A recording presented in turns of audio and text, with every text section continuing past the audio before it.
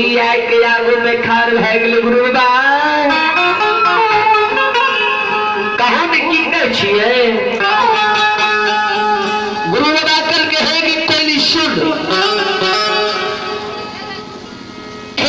पोपीपुर नगर जाइए माइक के देख लिए यबला के देख लिए धरमई गहबर के देखिए अशोका गाछ के देखिए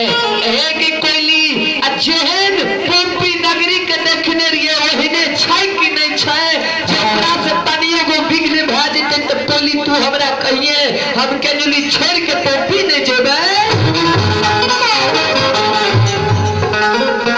श्रोता भगवान समय में कोयली चिरे गुरु बाबा के बात सुनिए ए हमारी माँ बहना से बाबू भैया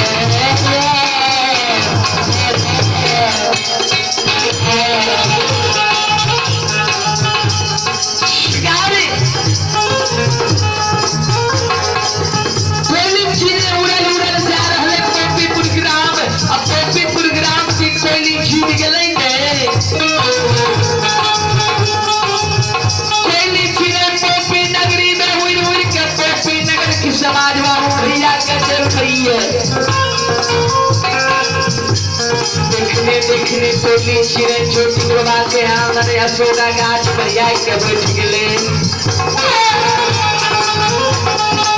कोयली चिरे छोटी बाबा के आंगन में जिया के बैठ गेले कोयली चिरे भक्ति हरि नाम गावैया हे गुशन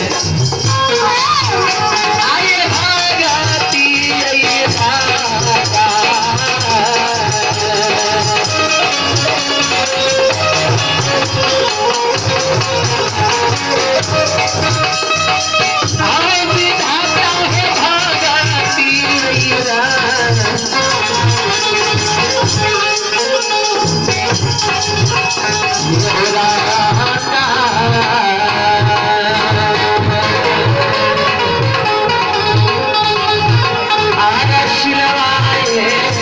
Radha